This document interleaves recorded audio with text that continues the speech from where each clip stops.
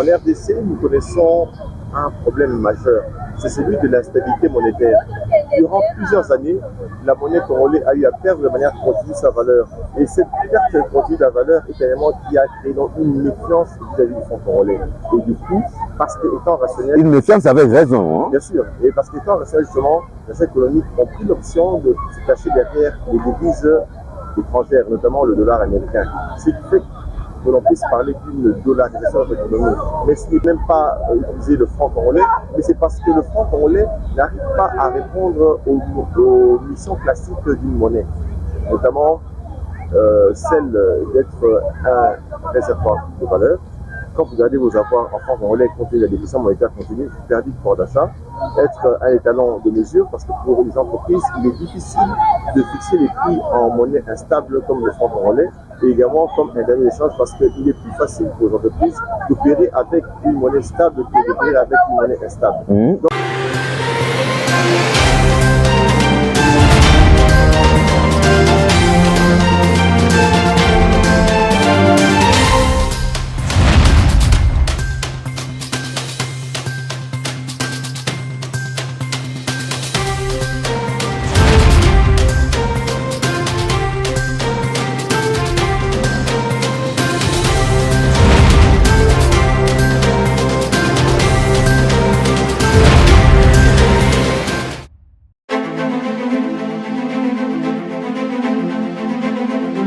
je m'appelle Alexandre Choué et je suis économiste. J'enseigne l'économie à l'Université professionnelle de Congo et j'ai pratiqué également l'économie et je continue à la pratiquer à travers mes interventions aussi bien au niveau de l'État que des organisations internationales. J'ai travaillé pour plusieurs cabinets ministériels et pour la primature et j'ai travaillé pour la Banque africaine de développement, le PNUD et bref d'autres agences des Nations Unies.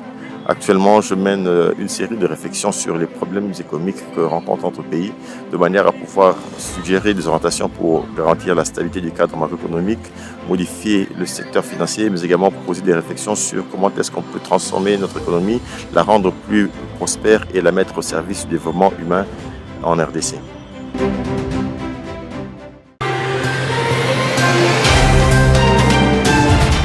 Alex Choué, encore une fois, bienvenue dans le jeu. C'est toujours un plaisir et un honneur de vous recevoir.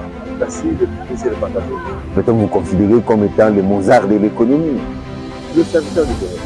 Le serviteur du Congo. Un serviteur humble et surtout loyal. Absolument. Alors avec vous, il sera essentiellement question de l'économie nationale et surtout dans son cadre macroéconomique, parce que c'est ça votre spécialité. Oui. Mais commençons d'abord par ceci, les paramétrages, cette exigence de la Banque centrale du Congo, de demander, si pas d'exiger aux institutions financières de paramétrer en monnaie nationale, c'est-à-dire en franc congolais, les terminaux de paiement électronique. Peut-être aussi, je parle bien de peut-être des distributeurs électroniques aussi. Qu'en est-il, Alexandre Choué? Bon, je préférerais aborder la question sous un angle un peu différent. C'est-à-dire que je voudrais faire remarquer qu'en RDC, nous connaissons un problème majeur, c'est celui de l'instabilité monétaire. Durant plusieurs années, la monnaie congolaise a eu à perdre de manière continue sa valeur. Et cette perte continue de la valeur est un élément qui a créé une méfiance vis-à-vis du franc congolais. Et du coup, parce qu'étant rationnel... Une méfiance avec raison. Bien sûr. Et parce qu'étant rationnel, justement, les acteurs économiques ont pris l'option de se cacher derrière les devises étrangères, notamment le dollar américain. Ce qui fait que l'on puisse parler d'une dollarisation de l'économie. Mais ce n'est même pas utiliser le franc congolais, mais c'est parce que le franc congolais n'arrive pas à répondre aux missions classiques d'une monnaie, notamment celle d'être un réservoir de valeur. Quand vous regardez vos avoirs en franc congolais compte tenu de la déflation monétaire continue, vous perdez du pouvoir d'achat, être un étalon de mesure, parce que pour les entreprises, il est difficile de fixer les prix en monnaie instable comme le franc congolais, et également comme un dernier échange, parce qu'il est plus facile pour les entreprises d'opérer avec une monnaie stable que d'opérer avec une monnaie instable. Donc le fait de ne pas offrir à la population une monnaie stable, à valeur assez soutenue. Mais là j'ouvre une parenthèse un moment. Monnaie stable égale monnaie refuge, parce que des fois on attend, je ne sais pas si c'est un jargon économico-financier, monnaie refuge. Donc, en fait, au point de monnaie de refuge, lorsque généralement la monnaie d'une nation n'arrive plus à répondre aux fonctions et qu'on prend la monnaie d'un autre pays, ça c'est qu'on parle de refuge. Donc le dollar, c'est notre monnaie refuge. Oui, c'est une monnaie ok. Effectivement. Et c'est parce que justement, on n'a pas pu stabiliser durablement le cadre macroéconomique que le comportement a été orienté ainsi. Donc si aujourd'hui nous voulons faire face à la dollarisation, nous voulons faire renaître la confiance dans la monnaie nationale, il faudrait d'abord chercher à identifier les vrais problèmes, c'est-à-dire ce qui serait à la base de l'instabilité, pour pouvoir rétablir la confiance et ensuite avancer. Et je ne pense comme qui dirait, on traite un mal par ses causes. Par ses causes. Et donc, je ne pense pas que prendre une mesure sur le système de paiement soit une mesure suffisante pour pouvoir faire face au problème.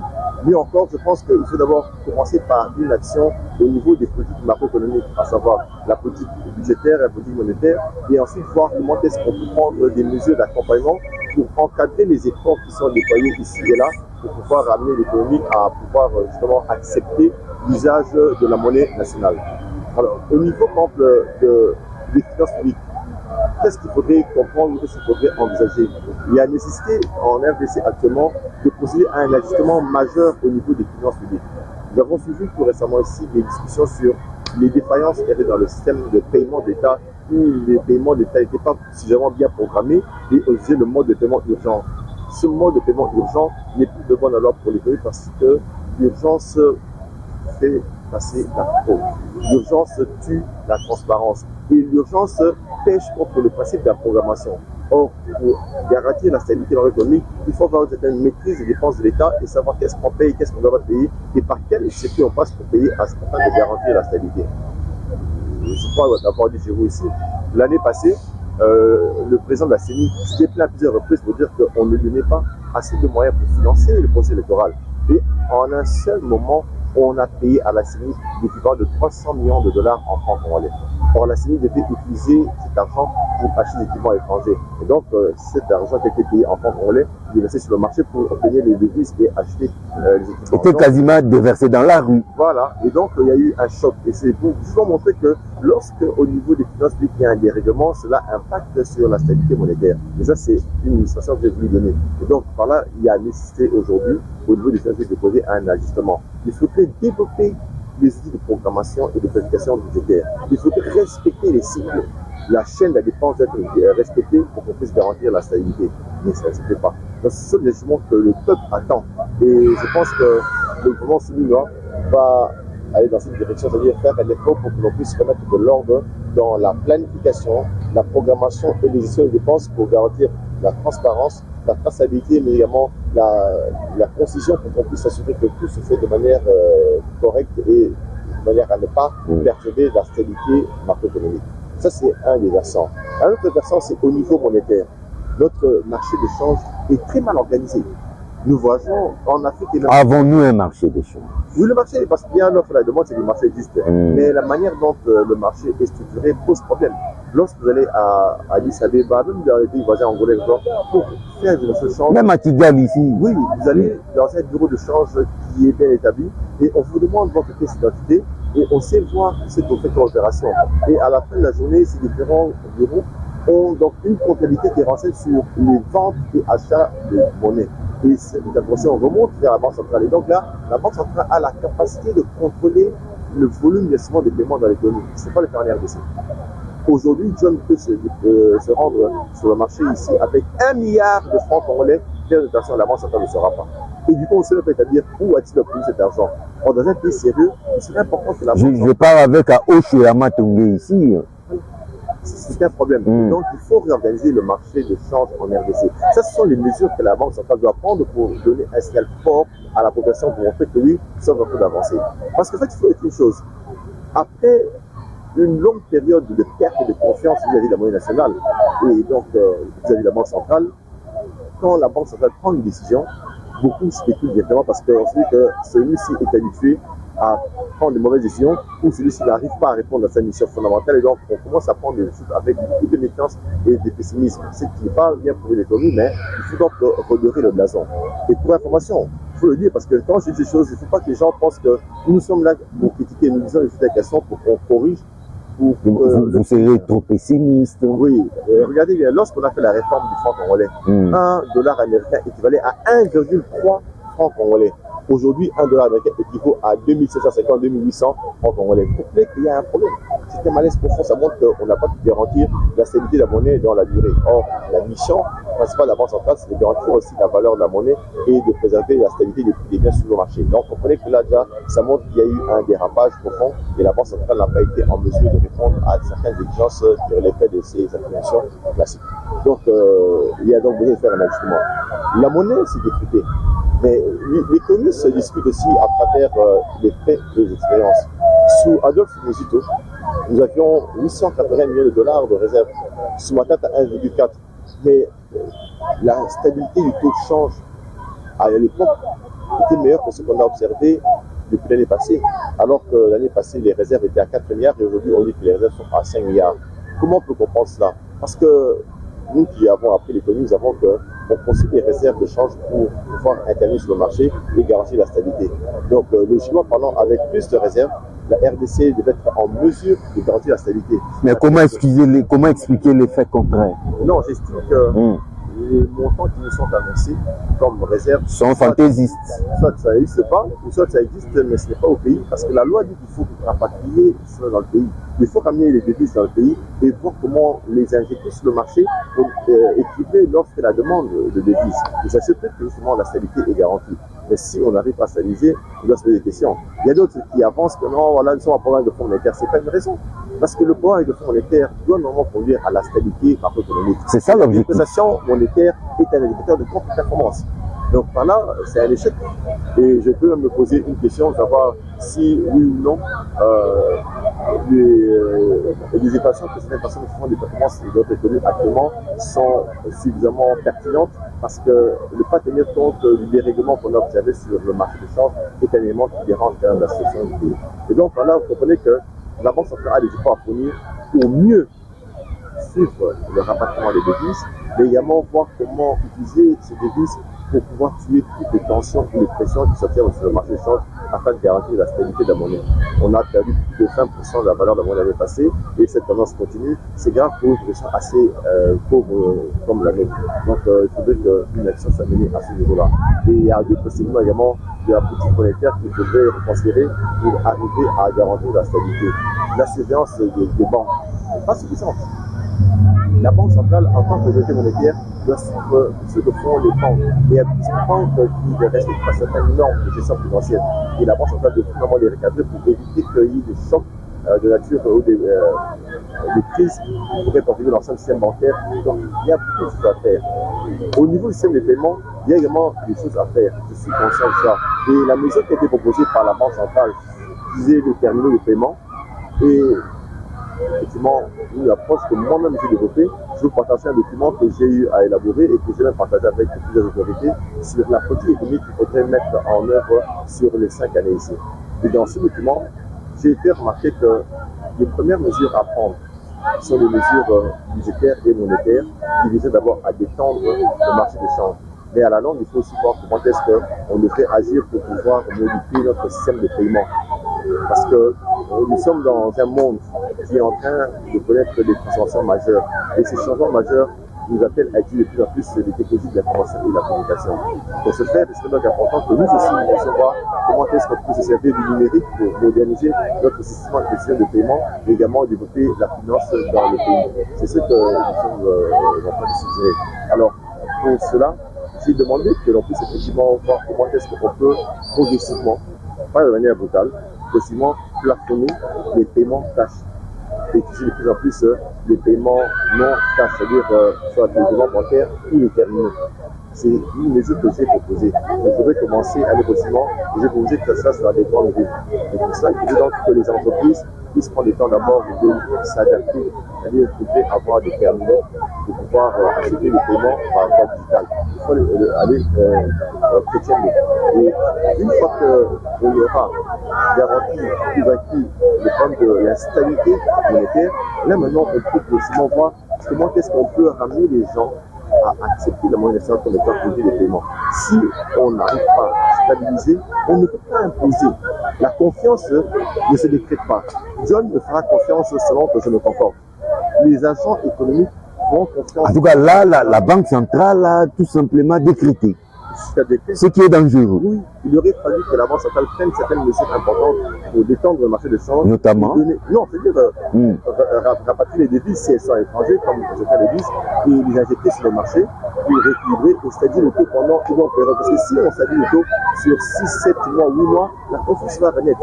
Et c'est là qu'on peut venir enlever toutes les mesures. Parce que tout part de la confiance. La monnaie se fonde sur la confiance. On parle de monnaie fiduciaire. Les crédits.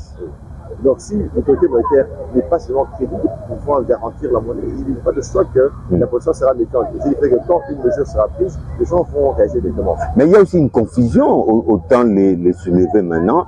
S'agira-t-il ou s'agit-il rien que de TEP, donc de TPE, terminaux de paiement électronique, ou aussi des distributeurs automatiques? Non, si sur la lettre de Madame la gouverneure de la Banque centrale, ouais, Madame Mutombo, Kabedi. Ouais, Kabedi. Ouais. Comme au CDO. Et donc, je dis que ça concerne que les terminaux de paiement. Et là, il y a eu des gens qui ont effectivement alimenté le débat en parlant des distributeurs aujourd'hui des billets alors qu'elle n'a pas parlé de ça. C'est de l'intox aussi, hein? Oui, ça peut être ça, mais le problème c'est il s'agit que de terminaux. Des terminaux, bon, vrai, dans de grandes surfaces, des stations-service, quand vous voulez payer. Oui. Donc c'est un peu ça. Alors la question m'a été posée par plusieurs personnes pour savoir qu'est-ce qu'on comprend. Et les gens m'ont demandé quelle était ma lecture par rapport aussi à l'intervention qui a été faite par Madame la gouverneure sur la question. Bon, je dis ceci. Nous sommes dans une économie assez instable.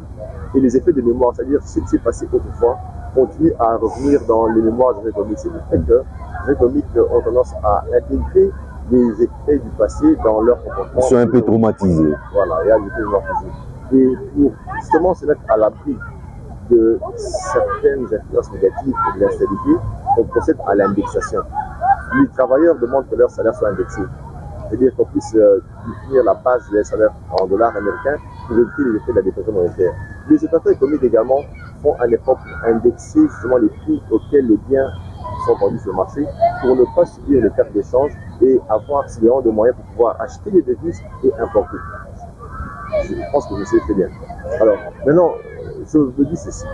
Si le dollar circule concomitamment avec le franc congolais aujourd'hui, et que le dollar apparaît comme étant un élément de la complémentarité monétaire. Et surtout un élément de stabilité monétaire aussi. Alors, est-ce qu'il serait réfléchi pour une entreprise de recevoir une carte en dollars, faire l'opération de change en francs congolais et encaisser les francs, et quand il faudra importer, aller encore acheter du dollar et acheter. En tout cas, c'est à la limite absurde. C'est absurde. Donc, idéalement, quand on paye par une carte en dollars, il est intéressant pour le vendeur de prendre cet argent directement en dollars et mettre ça sur son compte pour éviter justement l'opération d'achat de devises avant import. Donc la chose qui est expliquée là, où l'argent vient, ça va vers la banque nationale, on change à un taux, on refond à l'entreprise à un taux faible. Je crois que c'est un mécanisme qui demande d'être examiné de fait. Ça n'a pas été très bien réfléchi alors. Non, je ne pense pas. Dans le contexte actuel des choses, je pense qu'il aurait été souhaitable juste de prendre une mesure ou une option, c'est de voir comment progressivement inférer ou introduire les terminaux dans le paiement dans l'ensemble du pays. Et en pensant par les grandes villes, bien sûr, parce que les milliers d'euros ne vont pas ça. Donc, je ne sais pas à quelle mesure qu'est-ce qu'on peut faire.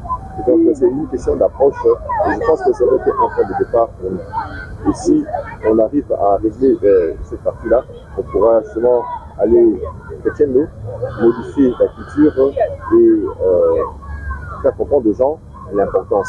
Parce qu'en fait, vous savez, en faisant usage des terminaux, en fait, la banque centrale gagne. Parce qu'il y a une sorte de dématérialisation de la monnaie. Ce qui fait que la monnaie va circuler de moins en moins d'une main à une autre. Et donc, le taux de dépréciation des billets, pas de la monnaie, les billets de banque ou l'exonération des billets, va baisser. Et donc, ça va réduire aussi les coûts de la politique monétaire. Parce que lorsque les billets sont décidés, la banque centrale les rappelle pour détruire et pour en fabriquer d'autres. Or, détruire, c'est un coût, fabriquer c'est un coût. Et quand on détruit aussi, il y a l'environnement qui subit, et lorsqu'on fabrique aussi l'environnement subit un coût. Donc, c'est une mesure qui aurait été envisagée parce que ça permet à la Banque centrale de mieux gérer les coûts de la petite monnaie. Mais Alexandre, dans ce cas, je devais vous poser cette question.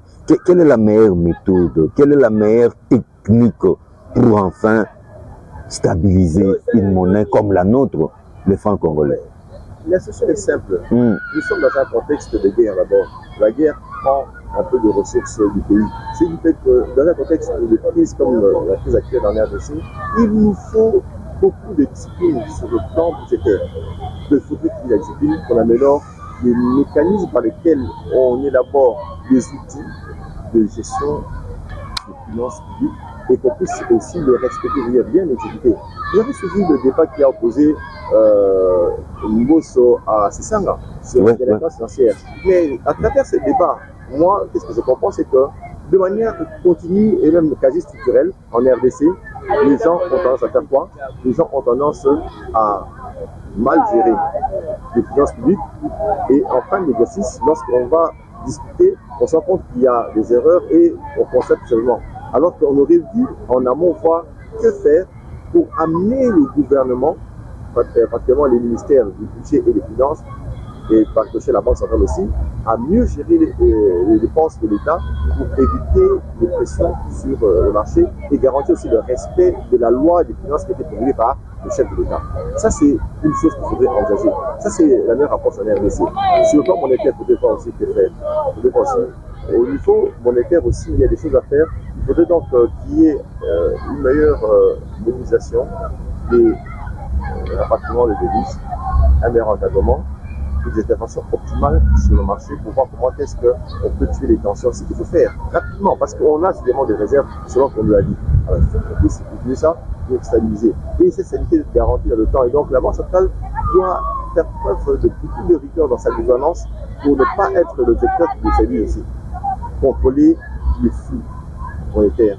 Ce n'est pas que l'on puisse imprimer la monnaie ex nihilo et injecter ça. Et quand on détruit la monnaie, il faut aussi qu'il y ait une surveillance suffisante. Parce qu'il y a beaucoup de devoirs dans les transactions qui sont menées par la Banque centrale. Et même les opérations de la Banque centrale avec les banques commerciales, ils sont teintées de beaucoup de faiblesses. Ce sont des changements qu'il faut apporter. Si tout cela est fait, on va garantir la stabilité et la confiance va renaître.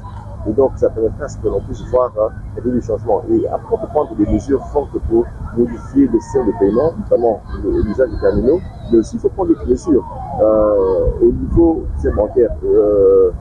J'ai suivi certains intervenants, Al Kitenge, Noël Chani, ont parlé également des plus élevés des services bancaires. Même le professeur Goudin s'est invité dans ces débats. Oui, donc ce sont des choses qui sont vraies et pertinentes. Mais pour qu'on arrive justement à réduire cela, il y a des efforts à fournir. Il y a certes des éléments de risque qui justifient le niveau élevé des taux d'intérêt, mais également l'infrastructure financière qui pose problème. Il faut investir. Le SWIFT, tout ça, il y a des choses qu'il faut faire comme investissement pour arriver justement à permettre au système financier congolais de fonctionner comme un système normal.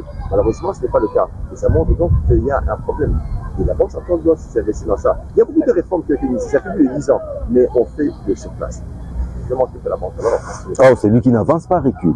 Effectivement, et c'est pour ça que la stabilité est l'exception et la stabilité est la règle, alors que c'est l'inverse.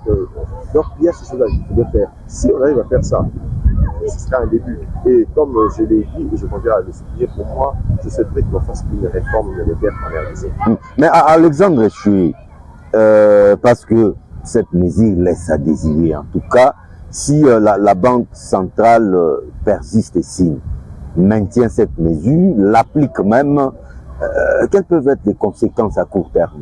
Non, en fait, je suis favorable à l'utilisation des terminaux. Là, en franc congolais, au paramétrage en franc congolais. Le paramétrage, je trouve qu'il est assez exagéré de parler de paramétrage en franc congolais actuellement, alors que la confiance dans la monnaie nationale n'y est pas. Non, mais si le gouvernement s'y tient. Non, je pense que le gouvernement peut réorienter, c'est-à-dire on peut exiger qu'il y ait des terminaux en francs et en dollars pour laisser aux opérateurs économiques cette marge de manœuvre. Non, mais comme vous le savez, beaucoup préféreront la devise. Oui, mais parce que justement, il faut faire des efforts pour que l'on puisse stabiliser la monnaie. Parce qu'une fois que la monnaie sera stable et qu'on sait faire des conjectures avec le franc congolais, il n'y aura pas de problème. Ce n'est pas un crime économique que de refuser d'utiliser une monnaie dont la valeur n'est pas stable ou une monnaie dont la valeur est en train de s'effectuer de manière continue. Ce n'est pas un crime économique, c'est un comportement économiquement rationnel. Il faudrait donc agir sur le vrai terrain, c'est celui de vaincre l'instabilité pour garantir la stabilité. C'est un point de départ.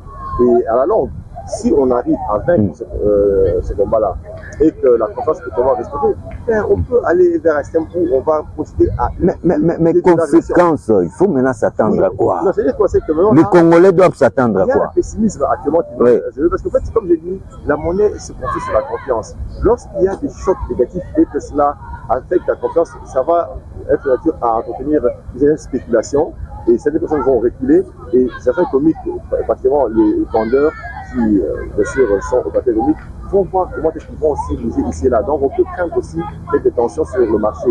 Donc, c'est un peu ça, c'est que... En tout cas, le pire reste à venir avec cette mesure. Bon, ça peut aussi ne pas avoir aucun effet, aussi, ne rien améliorer, ne rien changer, parce que justement, on n'a pas touché au problème. Mais beaucoup pensent aussi que la mesure est bonne, salutaire, patriotique même, mais tout simplement, elle doit être accompagnée par d'autres mesures additionnelles. Il y a des mesures préalables. Ça veut dire que j'ai dit que moi... Préalables et additionnelles. Oui, ça veut dire que je suis favorable à l'usage des terminaux. Oui. Le paramétrage en monnaie nationale. Moi, c'est prématuré. Allons d'abord avec les terminaux, on les généralise et que la culture s'installe. Et après, on verra comment est-ce qu'on peut, après avoir vaincu sur le combat de la stabilité. Alors, la gouverneure de la Banque centrale vous écoute. Qu'est-ce que vous pouvez lui dire?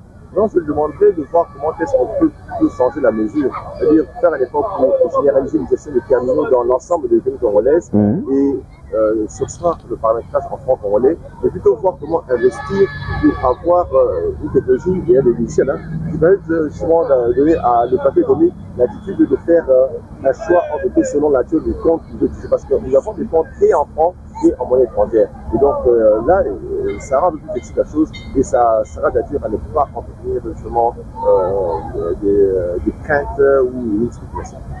Alexandre Echoué, c'est vrai qu'aujourd'hui, on comptait vraiment, Quito embrasse mal les trains, parler exclusivement de cette mesure prise par la Banque centrale. Mais sinon, d'emblée, comment va les Congo sur le plan économique actuellement? La session va très préoccupante. Vous savez que l'économie doit être au service de l'homme.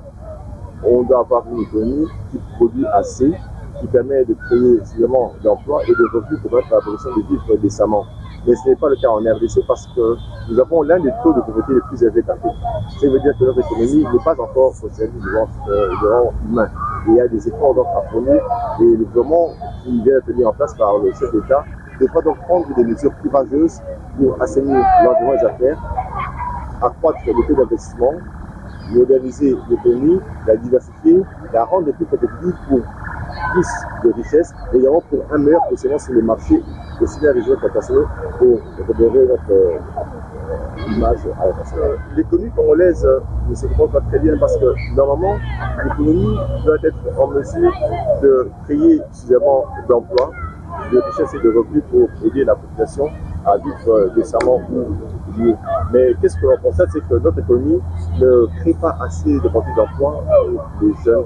C'est le fait que le taux de chômage ou de sous-emploi est très élevé. Et ça montre que l'économie n'est pas encore au service de la population. Il y a certains biens que l'on aurait pu produire ici, que l'on importe. Et c'est le fait que chaque année, par exemple, pour les aliments, on importe pour 2 milliards de dollars américains. Ça montre que notre système économique ne répond pas à nos besoins. Il doit faire des réformes majeures. Et le gouvernement chinois devrait donc prendre certaines mesures courageuses pour assainir le climat des affaires, attirer des capitaux, amener des entreprises à moderniser leur outil de production, mais également voir aussi comment est-ce qu'elles pourraient mieux s'assurer dans l'économie mondiale à travers des gains de productivité et de compétitivité. Il y a beaucoup de mesures à prendre, mais il faut les prendre de manière courageuse et avoir envie d'aider le pays à aller vers. C'est ça le message. Alexandre Echoué, je crois que nous atterrissons. L'essentiel a été dit par rapport à cette grande mesure de paramétrage de terminaux. Rien qu'il y ait des terminaux, il ne s'agit pas de distributeurs, pas d'intox en francs congolais, en monnaie nationale. Je vous donne la parole, ça sera votre conclusion. Qu'est-ce que vous pouvez dire par rapport à cette question en guise de conclusion? Bon, j'exhorte la Banque centrale du Congo à faire un effort faut prendre les mesures qui s'imposent pour pouvoir garantir réellement la stabilité monétaire pour que la confiance soit restaurée vis-à-vis du franc congolais. La confiance ne se décrète pas, mais elle se crée. Et c'est le comportement des acteurs, des décideurs qui suffira cela. Et conjointement à l'action de la Banque centrale, des ministères du budget et des finances devraient aussi faire des efforts pour pouvoir avoir un comportement autre de quel comportement vient rassurer la population. Ça, c'est la première des choses. Les terminaux, il faut les utiliser, il faut les introduire progressivement parce que la culture de la finance, ça s'apprend dans la durée. Et donc, je suis favorable à ce que l'on puisse demander de plus en plus aux vendeurs et aux entreprises d'utiliser les terminaux pour remplir les paiements digitaux. Mais que ça se fasse de manière continue dans le temps, pour que ça s'installe et que l'on ne puisse pas imposer le paramétrage en francs congolais, mais plutôt donner l'attitude d'avoir un paramétrage aussi bien en francs qu'en devises pour que les gens donnent une certaine marge de flexibilité tenant compte du contexte actuel du pays, un contexte d'instabilité.